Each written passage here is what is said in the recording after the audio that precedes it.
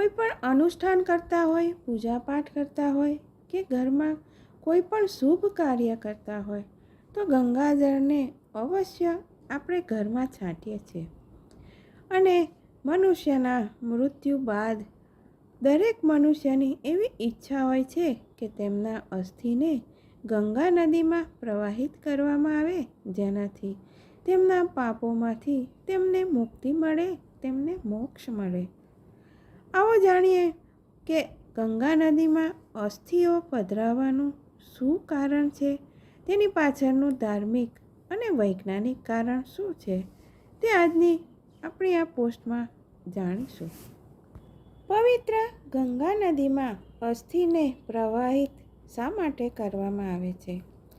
સનાતન ધર્મમાં ગંગાને મોક્ષદાયિની કહેવામાં આવે છે અને સ્કંદ પુરાણમાં પણ બતાવવામાં આવેલું છે કે ગંગામાં સ્નાન કરવાથી મનુષ્યના 10 જાતના પાપોમાંથી મુક્તિ મળે છે. મનુષ્યના મૃત્યુ બાદ અગ્નિ સંસ્કાર થયા બાદ તેમના અસ્થિને દરેક લોકો એવું ઈચ્છે છે કે તેને ગંગામાં પ્રવાહિત કરવામાં આવે. તો આના પાછળનું કારણ શું છે? હિન્દુ સમાજમાં વ્યક્તિના જન્મથી લઈને મૃત્યુ સુધીના 16 સંસ્કાર બતાવવામાં આવેલા છે. આમાં સૌથી છેલ્લો સંસ્કાર છે મૃત્યુ બાદ કરવામાં આવતો અંતિમ સંસ્કાર. ગંગા નદીને ભગવાન શ્રી કૃષ્ણના આશીર્વાદ પ્રાપ્ત છે કે ગંગામાં અસ્થિઓ પ્રવાહિત કરવામાં આવે છે અને એના પાછળનું ધાર્મિક અને વૈજ્ઞાનિક કારણ છે. આવો આ બંને કારણ આજે આપણે જાણીશું. જય શ્રી કૃષ્ણ મિત્રો, સ્વાગત છે તમારું મારી ચેનલ સ્નેહ સાગરમાં. જો આ ગંગા નદીમાં અસ્થિ પ્રવાહિત કરવાની માહિતી આપ સર્વને પસંદ આવે તો લાઈક, શેર અને સબસ્ક્રાઈબ કરશો.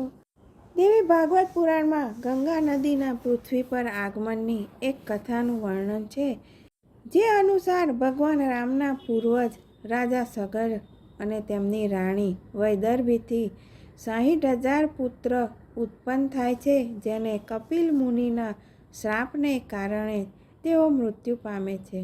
આને લીધે સગર રાજા ખૂબ જ દુઃખી થાય છે અને તેમની બીજી રાણી શૈવ્યાનો પુત્ર અસમંજસમાં પોતાના ભાઈઓના ઉદ્ધાર માટે ગંગા નદીને પૃથ્વી પર લાવવા માટે તપ કરે છે અને અંતમાં ભગવાન શ્રી કૃષ્ણ પ્રકટ થઈને તેમને ભગીરથની પ્રાર્થના પર ગંગાને પૃથ્વી પર રહેવાની આજ્ઞા આપે છે. ત્યારે જ ભગવાન શ્રી કૃષ્ણએ મા ગંગેને આશીર્વાદ આપ્યા, તેમને વરદાન આપ્યા હતા.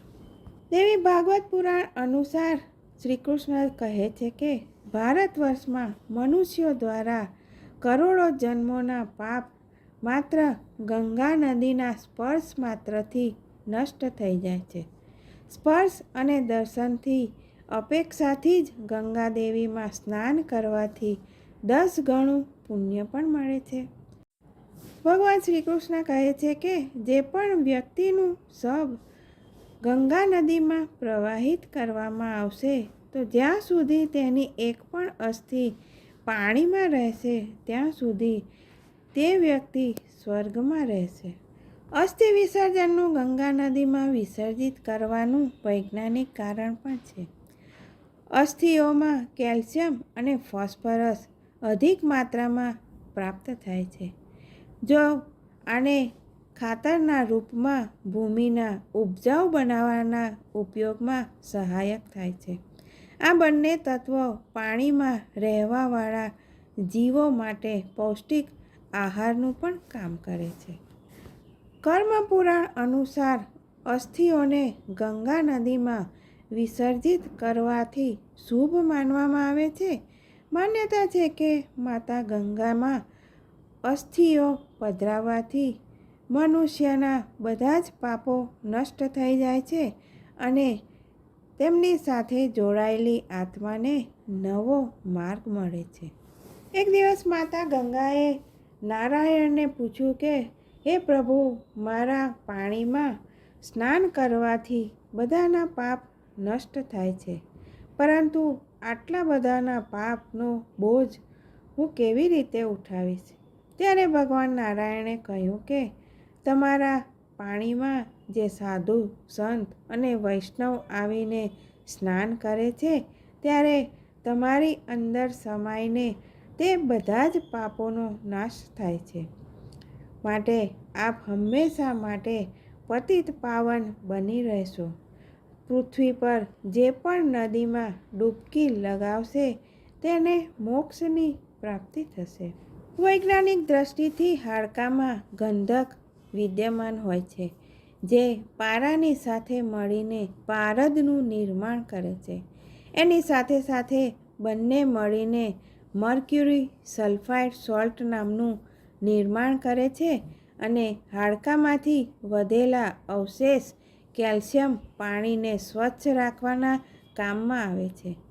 ધાર્મિક દ્રષ્ટિથી પારાને શિવનું પ્રતીક માનવામાં આવે છે અને ગંધકને શક્તિનું પ્રતીક માનવામાં આવે છે. આથી જ બધા જ જીવ છેલ્લે શિવ અને શક્તિમાં વિલીન થઈ જાય છે. ગંગાજળમાં પ્રાણવાયુની પ્રચુરતા બનાવી રાખવાની અદ્ભુત ક્ષમતા હોય છે. આ જ કારણે ગંગા નદીનું પાણી ક્યારેય પણ ખરાબ નથી થતું. જય શ્રી કૃષ્ણ મિત્રો, ફરી મળીશું આવી અવનવી વાતો સાથે.